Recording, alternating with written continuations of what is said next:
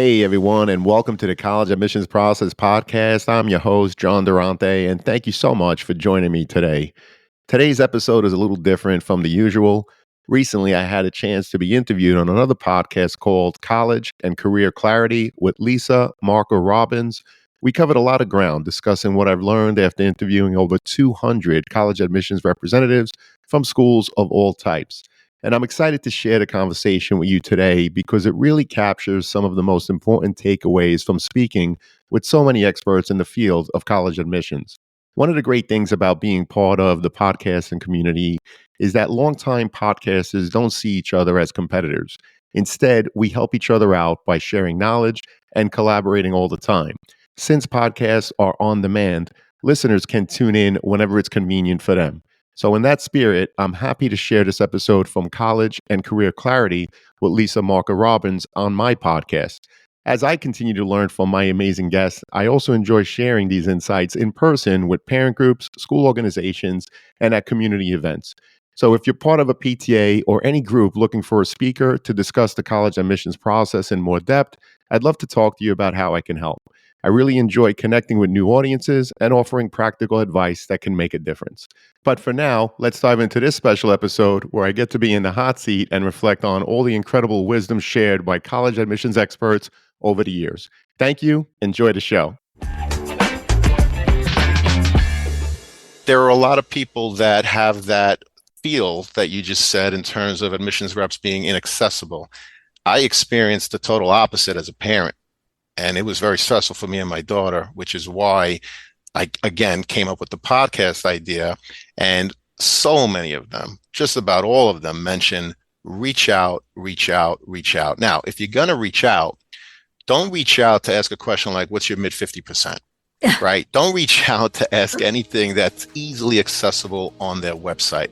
You want to be mindful of reaching out with a question where you're showing them that you put a little bit of thought into it, that you research their website. Perhaps you went on a tour and you have a follow-up question, because they always say, we are admissions representatives. We want to admit you. We want to help you. We don't want to reject you. So that is the truth. And that's something that's come up a lot in the podcast.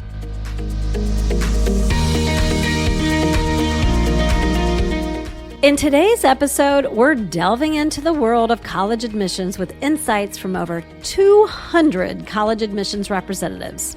I'm thrilled to be joined by John Durante, principal of Syosset High School on Long Island, a parent of 2 college-age daughters, and host of the College Admissions Process podcast. His podcast was born out of navigating the college-bound journey with his daughters, and he brings a wealth of knowledge to share.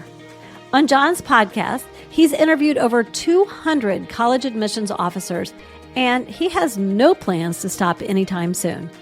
Through those interviews, he's gained valuable insights into the college application process and what colleges really want, emphasizing that each component of the application serves a very specific purpose and builds on the others. We'll explore how admissions officers evaluate applicants in the context of their high school's offerings, whether test optional policies are genuine, and the impact of institutional priorities on admissions decisions. John also encourages families to enjoy the process, highlighting the abundance of great college options available. Whether you're just starting the college admissions journey or looking for strategies to improve your teen's application, this episode is packed with essential insights and practical advice. I'm Lisa Marker-Robbins, and I want to welcome you to College and Career Clarity, a Flourish coaching production. Let's dive right in to a great conversation.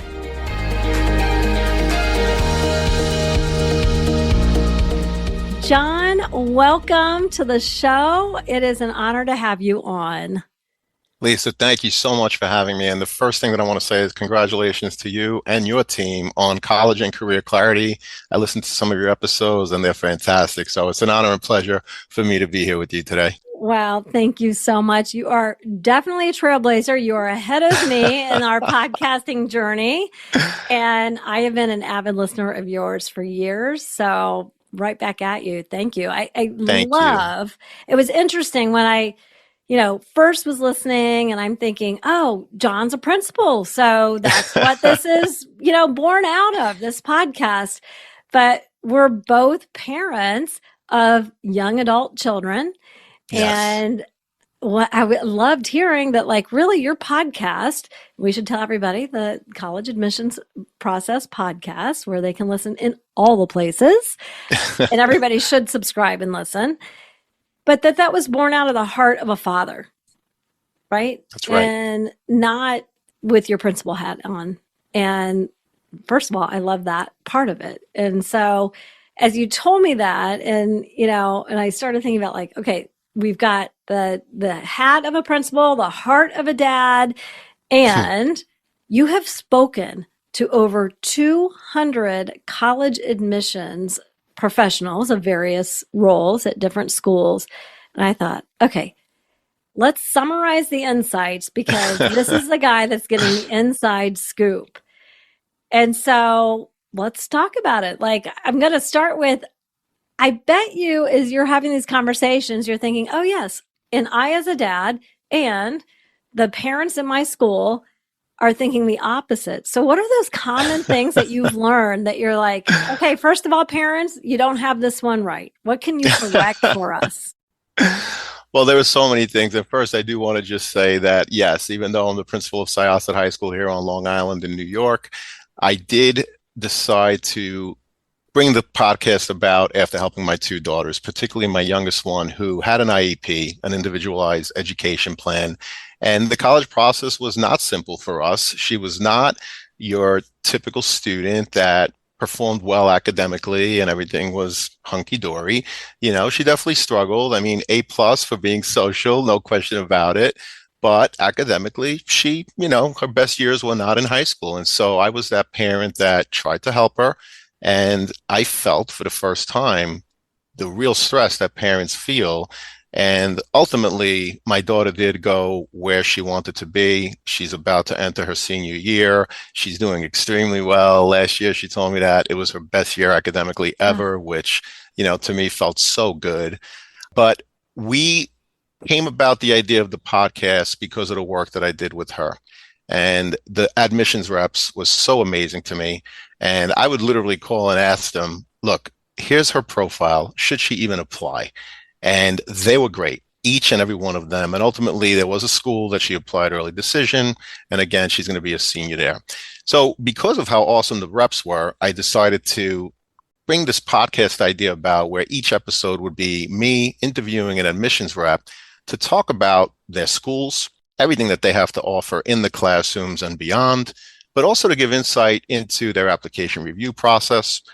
A typical question is, you say your test optional, can you share the percentage of students, not only that applied, but the percentage of students that were actually admitted that did not submit test scores? And then ultimately every conversation ends with, what are your top 3 pieces of advice for students and their parents?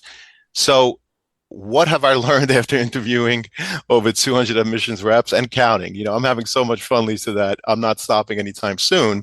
Also because I'm getting so many people reaching out from throughout the country and even beyond, believe it or not, with just advice and questions. Many people reach out saying, hey, you haven't done XYZ college. Can you reach out to them and get them on the podcast? And anytime I get an email like that, I certainly send an invite.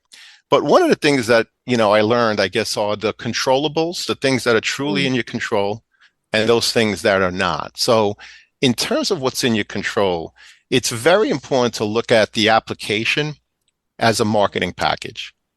There are many pieces to it, and it's important to understand what it is that the admissions reps are looking for in each piece. So for example, the first thing that colleges want to know is that you can handle the work once you're on their campus. So to look at your transcript to really be a great indicator in terms of the work that you did. A typical question that parents ask is, the school down the block, they offer 20 AP courses. My school only offers 5. How is my child going to be compared to that school down the block where the kids have up to 20 AP courses to choose from? And the truth of the matter is, the admissions reps look at your transcript in the context of your high school, meaning what is offered to you. How did you challenge yourself? What are the ramps that you built over 4 years? And yes, how did you perform? And so that's the transcript, right? Obviously, that's the academic piece. And I mention also the context of your high school because there's something called the school profile. And so an admissions rep that has a particular territory for the last 20 years, they know the high schools in their territory extremely well. But new admissions reps, and even the old ones, they look at something called the school profile, which each school submits to the colleges, which is an overview of the types of courses that are available. AP, IB, are there any restrictions? They share grade distributions. They share average scores on, for example, AP tests, average SAT scores, ACT scores, and so much more. So if you're not familiar with your school's profile, I advise students to reach out to your counseling office or try to do a Google search. Oftentimes it's right on the high school website, and be familiar with it because that's what the admissions reps know about your school, and they're going to evaluate your application based on the context of your school. So in addition to wanting to make sure that you're able to perform well and you're going to be successful academically once you're on their campus, and again, the main piece that they look for is that transcript to determine that, they also want to know the kind of community member you're going to be, the kind of classmate you're going to be, the kind of roommate that you're going to be. How are you going to contribute to their great community that's already there, right? So they look at your activity sheet. The activity sheet tells them what it is that you chose to do after school, whether it was a club, maybe it's a job, maybe it's taking care of an elderly relative. And oftentimes they talk about the fact that if you hold a job or you have the responsibility of taking care of an elderly relative, that's something that's very important that you indicate, because that might be the reason why, unlike a friend who doesn't have a job, you're not in 5 clubs. So anything that you don't include in your application, you're leaving it up to the admissions representatives to speculate as to why. So it's very important to be mindful of that and to present yourself in each part the best that you can. Well, I love that you brought up like the work piece, because I have a lot of families asking, some think it's going to be bad if my teen hasn't had a job. Others are going to think it's going to be bad if they have had a job and not done other things. And that is probably one of the most common extracurricular questions that I get. And so, we talked about in context of your school, what they offer. It sounds like it's also they're really going to give, they're really going to take into consideration within context of your home and the importance of that, right? Yes, absolutely. So what I've learned is that there's really no bad or good. The fact that you have a job, it's not bad or good, but it's important that you indicate it so that they understand that that's what you need to do. Maybe it's to help the family. Maybe you have an elderly relative that doesn't speak English. You have to help them when they go to the doctor so that you could translate for that relative. Whatever it is, you need to let the admissions reps know so that, to your point, they're evaluating you based on the context of whatever it is that your family situation is. And by the way, when you have a job as a 16-year-old, you're learning responsibility. You're learning to, be there, show up, deal with a supervisor. So there's a lot of leadership skills that are learned being part of that first job. So, well, it really yes, goes back to, as you're saying that, it's not just what are you doing, but it's within the context of the why.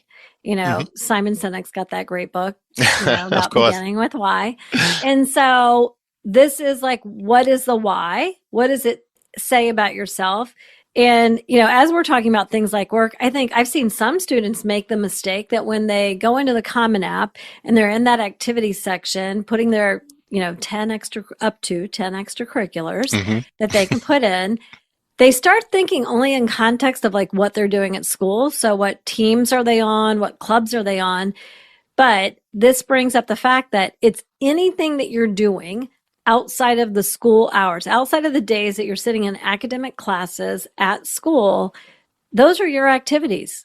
And so it doesn't have to be a school-based club or things like that, right?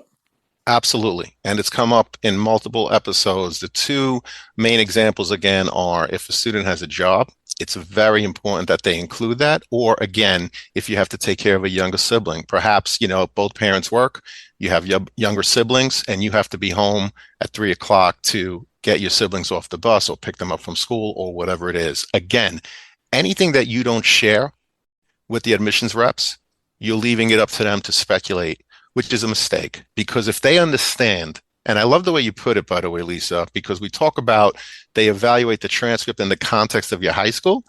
They do evaluate your activity sheet in the context of who you are, whatever your family situation may be. As you were sharing about your second daughter was a little more complicated. And so you were reaching out more. First of all, I want everybody to say, like, that's not only inspirational, but aspirational, because I feel like one of the common misconceptions I hear parents say is, that they're at the mercy. I think families are feeling like, I know they are feeling like they're at the mercies of the schools, and that they have, you talked about what you can control and not control. And the parents are often feeling like the control is completely within the hands of the college, and that's not a very balanced scale. And I preach on the podcast, in my Q&As for my Launch Career Clarity course, anytime that I'm on somebody else's podcast, like, be a wise consumer. As parents, John, you and me, I just finished paying for college for my youngest. Got a little bit of a pay raise there. And you're almost finished. And so it's a huge investment and expense. And so I preach all the time, like, be a wise consumer. And I think what's really a great example that you provided is, and I would say it's not just for the kid who's not an easy one to figure out, but a myth is that these colleges are completely in control and they're inaccessible to us when we're going through the decision process, the application process. So reach out. They are there. These people are not against teenagers. They are for teenagers and their families, and they actually are accessible, but you have to be the wise consumer and reach out, whether that's email or making a phone call or supporting your teen in doing it. We talk a lot about having the teen take the initiative and supporting them and how to do that. But just the fact that you've been able to get over 200 colleges to come on your show and talk, I think, is another demonstration of how accessible they're willing to be when it feels like, and that's a misconception, that they're inaccessible. Would you agree? I totally agree. And that's, again, why I decided to create the podcast, because I do have the benefit of being a principal in a highly academic place. I love my community. I've been here. I just completed actually 30 years, only 14 years as the principal, but I've been here. Thank you. But I've been here my entire career. And I recognize that, I actually work in a community where people are highly educated, middle class and above for the most part. And, they're pro-education. But there are a lot of people that have that feel that you just said in terms of admissions reps being inaccessible. I experienced the total opposite as a parent, and it was very stressful for me and my daughter, which is why I, again, came up with the podcast idea. And so many of them, just about all of them, mention reach out, reach out, reach out. Now, if you're going to reach out, don't reach out to ask a question like, what's your mid 50%? Right? Don't reach out to ask anything that's easily accessible on their website. You want to be mindful of reaching out with a question where you're showing them that you put a little bit of thought into it, that you research their website. Perhaps you went on a tour and you have a follow-up question, because they always say, we are admissions representatives. We want to admit you. We want to help you. We don't want to reject you. So that is the truth. And that's something that's come up a lot in the podcast. So it goes back what I was saying in the beginning in terms of what you control and what you don't control. Just to give you an example in terms of controllables, the transcript, hopefully you're starting early, basically at the beginning of high school, to understand that it represents the big piece of your academic portion of the application, obviously. The activity sheet represents what you do outside of school. It's going to give them insight in terms of the community member that you're going to be. Another piece is the essay. Many times students, they basically repeat what's on the transcript or what's on the activity sheet in their essay. I love soccer. My activity sheet was full of soccer accolades. If my essay is basically only talking about the fact that I love soccer and I played throughout high school, it is a true missed opportunity. It's not adding anything new, right? So the transcript, academics, activity sheet, all of the activities, leadership, perhaps there were some awards. That's the activity sheet. The essay really needs to be, and there are some schools that give an interview, but you got to look at it as it's an interview, right? Even though you're writing it, it's your voice describing who you are. And they always say, by the way, it doesn't really matter what the topic is. People lose so much time trying to develop the topic. The reality is, I've heard topics about donuts, about, anything and everything, okay? But what they want is whatever topic you choose, whatever happened, explain what happened, and maybe that should be no more than 10% of it. What was your reflection? What were the questions that you asked? How did you pivot? How did it improve who you are as a person while giving insight in just that, who you are as a person and how you continue to strive to be better and how you're going to contribute once you're on whatever campus is fortunate enough to accept you. Am I making myself clear, Lisa? You're making yourself clear. I love it. And you know what, you were just describing that, like kind of the chunks of the essay, that the rubric that needs to be in there. You really just gave us a rubric for writing a great essay, which is fantastic. But, I've done this trick in the past when I used to assist students with essays. I don't anymore. And I would give them really like an excellent essay, but a really old one, right? So you've got like Johns Hopkins, who every year publishes their favorite essays, right? Which is it's a great website. Fantastic website. Hamilton College does the same thing up in New York. Yes, they do. Yep. So great websites. We will, in the show notes, link to both of those because they do. They're like, here's our favorite essays this year. And so it makes it a little more transparent. And it's very fitting with that rubric. Like, I think they could read it and apply that rubric you just gave us.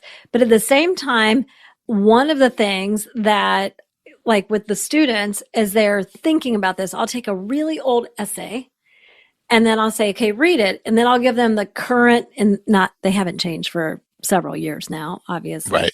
But I'll give them the current Common App prompts and I'll say, okay, you read this essay. And what they don't know is it's from like 2014. And I'll say, which one of these prompts do you think it was?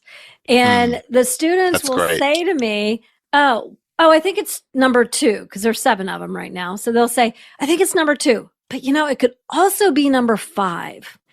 And well, 7's write about anything you want to. And so I'll say, well, guess what? This was written in 2014. And these were not the essay prompts back in 2014.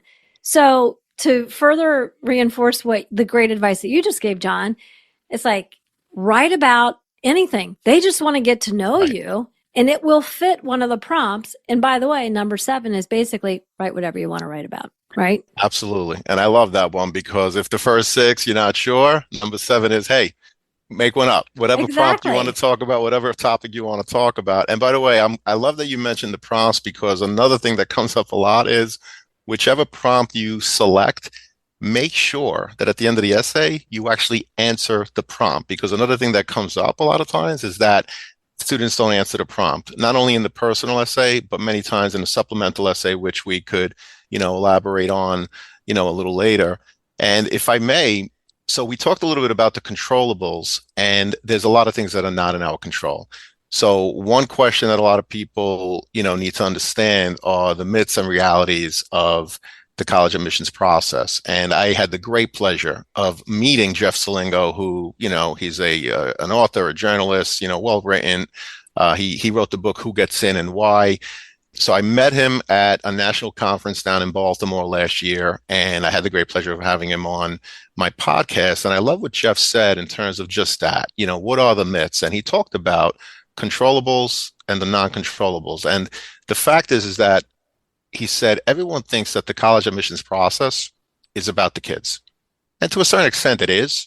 But he said, what people really need to realize is that it's absolutely about the institutions.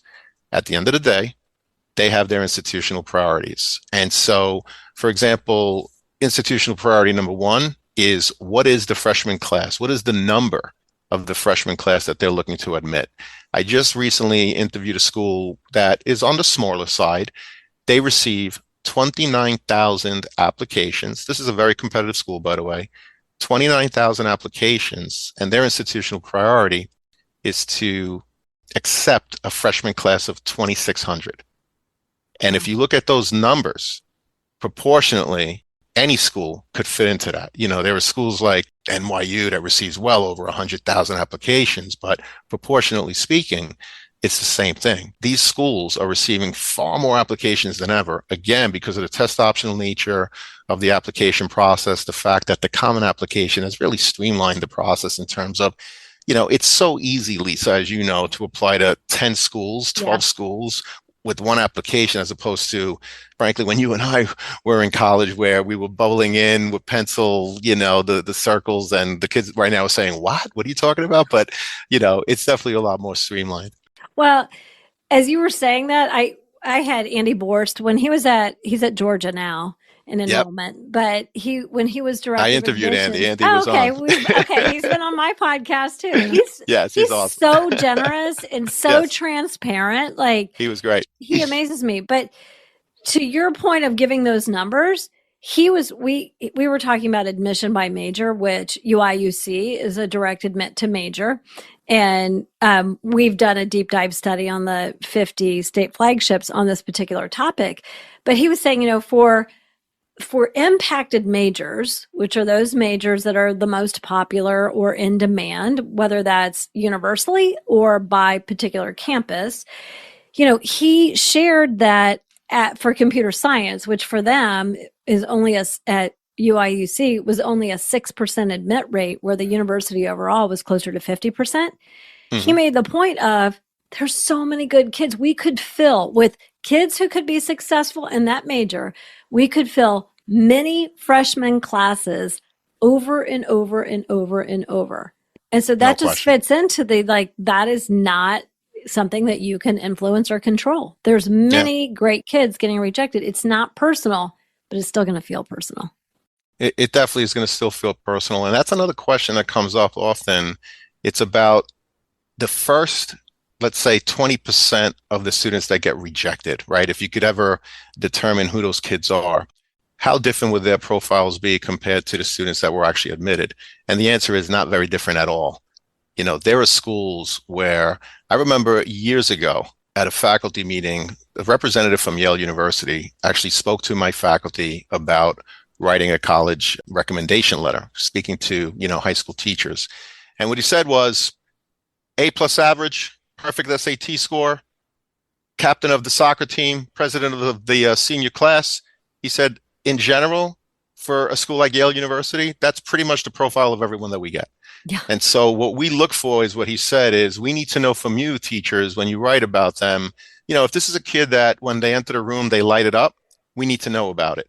If this is a kid that when you plan your lessons, you have to consider your questioning and your follow-up questions, because you know that Lisa in your class is going to challenge you, we need to know that in the letter, right? And it goes back to what I was saying earlier about each piece has to build upon the next, including, by the way, teacher's letter of recommendations. Because if a teacher writes a letter, again, just regurgitating what's on the transcript or the activity sheet, missed opportunity, big missed opportunity. But getting back to your point, it's true that many of the reps reported that, yes, if you could determine who that first 30% that got rejected, in many cases, their profiles are very similar to the students that got accepted. Yeah, well, and I think too, we had a previous entire episode around institutional priorities. What are they? How do you determine what they are? So I'm going to link to it in the show notes. Great. Because it's a complicated topic, but if you really are making this time and the space to do your homework, you can figure out what a school's, you know, top institutional priorities are. And it could just be that, I remember a long time ago, this is way before COVID, somebody from Oregon reached out to me. You know, here I am in Cincinnati, Ohio, right? And they said, we have and they didn't use the word institutional priorities, but they just said, we're making an initiative to get more students from your state. And as I'm doing my research, and back then, you and I both were not podcasting back. This was so long ago. We probably weren't even thinking about it yet. But I had a blog, and this is with a previous company that I owned that did academic support and test prep and IEC work.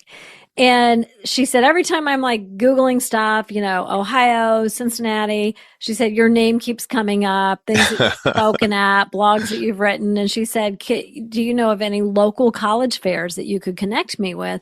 So that was an institutional priority. So there could be some kid from Oregon who was equal to the kid from Ohio, and they're going to take the kid from Ohio or whatever state just because they wanted, I don't know if it was Midwest or Ohio specifically, because we're barely in the Midwest, but they had an institutional priority. So, that makes sense. I have a question for you, because this is, you referenced test optional earlier. And I think this is one of the topics where the parents and the students, and even at the high school level, so you're leading a high school, they have a really hard time feeling like test optional is genuine. And I've seen some data from some schools where I go, yeah, for that school, I don't believe that is a heartfelt word, test optional. I think they're reluctantly test optional because they're peer institutions, perhaps are. I was talking to, I'm not going to name the school, but emailed with a school today and asked a question about test optional. And they said, we haven't renewed test optional beyond 2025, but I don't see us, concluding that policy. I think it'll continue. And then she failed to mention, and I already knew, like, nursing's not even test optional at this school, but like their admission rep isn't sharing that. So some of the colleges are saying and doing some of the things that then causes families to doubt it about every college. So how do you interpret test optional these days?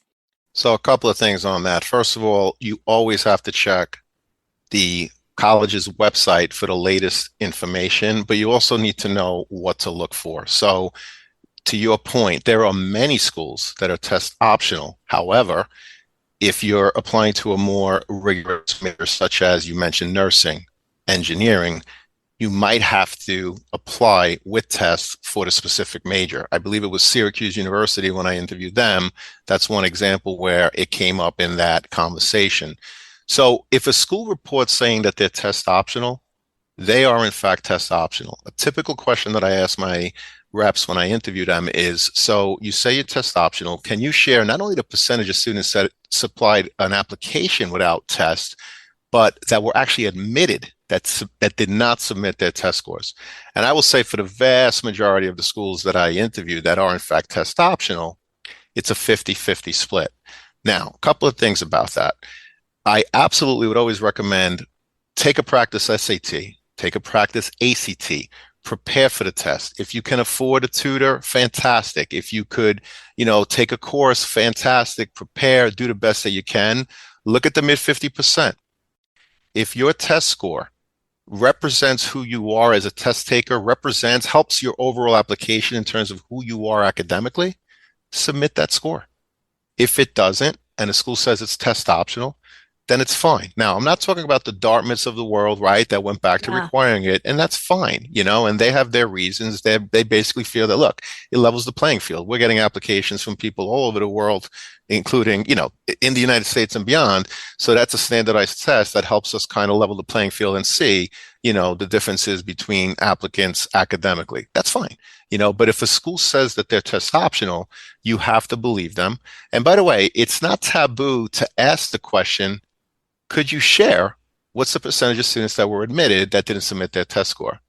And I think that that's part of the problem, that people are afraid. They think, oh my God, if I ask that question, my child is not going to be admitted.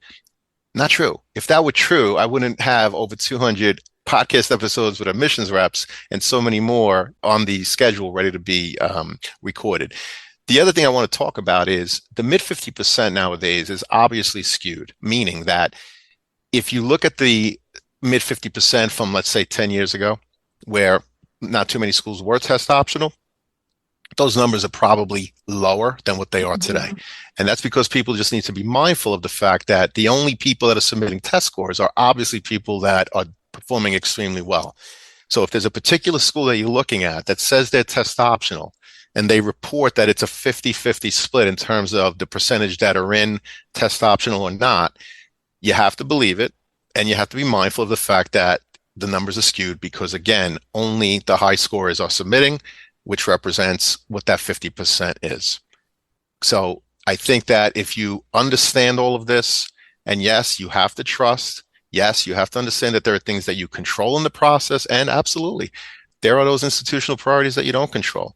As you indicated, they might want certain people from certain states. I just looked at the website for Emory University, which I had Tim Fields from Emory on the podcast actually That was a twice great now. episode. Yeah. He's awesome. I love Tim. I Yeah. saw him at the conference recently, and he's just amazing. I absolutely, he's not only a mentor, a teacher to me, but we've actually become friends.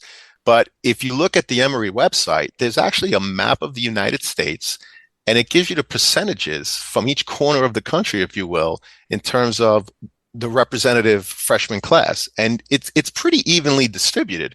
And so that's an indication that you're right. They look at having a freshman class that is diverse in terms of where they come from. Maybe they just were given money in a particular major. And so they're looking for, more students in that particular major. Maybe, to be honest with you, they're looking for more students that could pay the full bill. Maybe they're looking for a lacrosse goalie. These are all examples of what an institutional priority can be. And they do change from year to year. And one of the frustrating parts of the college process is that we don't necessarily know school to school what those priorities are. We have a good idea in terms of what their incoming freshman class, what the goal is, but that's really about it, right, from year to year. So I think that having conversations like this and, just shedding a light on all of it will hopefully help people. It doesn't mean that it's going to be easy, but we're here to help. Absolutely. So as we're wrapping up, you've done this as a dad for 2 daughters now. You are leading a high school for the last 14 years. So what parting words of advice do you have for families to lessen the stress? What would you leave them with after you've had all that experience and all these conversations with those that work at the colleges? I think that's a great question. And I think I want to say that there are over 4,000 colleges and universities in the United States alone. Our country is rich with opportunities in terms of post-secondary education. There are many schools that are the right fit for every single student, but not every school is the right fit for you. So a couple of things on that. If there's a school that's consistently in the top 10 every year for the last 4 decades, but that school happens to be in a rural area and you want to be in a suburban area or an urban area, and you want to be within 2 hours of driving distance from your home, and that particular school happens to be a 5-hour plane ride from your home, that's not the right school for you. Yeah. So the rankings are great at selling magazines and things like that, but you really have to be mindful of what is the right fit for you.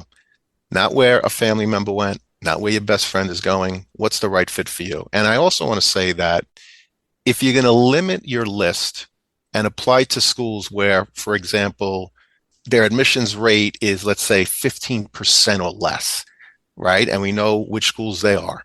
And I'm not saying not to apply to those schools. Those are great schools where you get great education. But if you're going to limit the schools that you're applying to where it's only 15% admit rate, it doesn't matter if you have a perfect GPA, if you have a perfect SAT or ACT score. It doesn't matter if you're the president, varsity soccer captain. Those schools are reach schools for everybody, for everybody.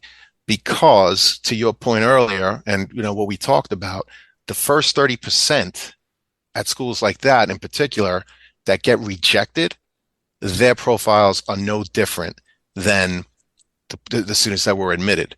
I know of a student recently who got accepted to 2 amazing Ivy League schools, 2 of them, which so many people would, wow, what an honor. But there was one school in particular that person wanted. And for whatever reason, she didn't get into that one, but the other 2, she did. and she's doing fine, right? But the point being is, again, control what you can control, understanding that the application is a marketing package. Each piece has a point, very specific, and each of the pieces have to build on the next. And also be mindful of 4,000 colleges and universities in our country alone. So try to enjoy it.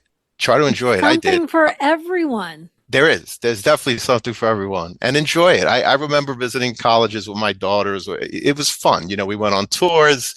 I remember certain schools that my first daughter thought, oh, for sure, she wanted this school. And then she showed up there and it was not really what she wanted. So, visiting is important. If you can't visit before applying, maybe it's because of finances. Maybe it's because of scheduling. A lot of times it's hard to get a family schedule together, particularly if you want to visit colleges while they're in session. I think you owe it to yourself to try to visit at least once before matriculating. So, yeah, in terms of stress, start early, have the conversations about finances early with the family, and don't only apply to those schools where it's 15% or less. Make sure you have your reach schools, your target schools, your likely schools, have a balanced list, and enjoy it. Enjoy it. It's fun. Well, I'm going to recommend that everybody listens to your podcast because to your point, they're busy families. It costs money to do college visits. My 26-year-old, he ended up attending someplace that we didn't apply until after he was accepted. Wow. But I agree with you. And that was just because we were busy and it was far away. So, but you got to get your feet on campus before you make that final decision. I talked about that in an earlier podcast this year about how to make that final decision. And that was one of the pieces of advice. But start with John's podcast, learn about the colleges, see if he's covered your college. You told me earlier you're always open to hearing, we want to hear from, whatever school. So send him a message. He's responsive, and it's been a gift. And thank you, John. I so appreciate it. It's my pleasure, and congratulations to you, Lisa. Honestly, you're doing such great work. Feel so blessed to be here today. Could not thank you enough. You're awesome. Thank you.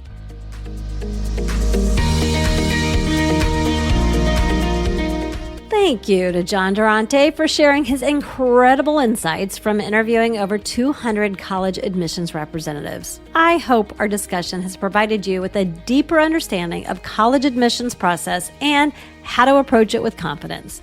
As we wrap up, I encourage you to listen as a family to at least one episode from John's podcast, College Admissions Process, featuring a college of interest to your teen. I've linked to his show in the show notes. Take notes and have a family discussion about what you learn. Then use what you learn to guide your college-bound journey and the questions you'll ask during college visits. This will help you gain valuable insights and make informed decisions about the colleges on your teen's list. If today's episode was helpful to you, please share it with a friend who might benefit from it too. And don't forget to rate, review, and follow the podcast to help each one of our podcasts reach more families with valuable insights and support. Thank you for listening.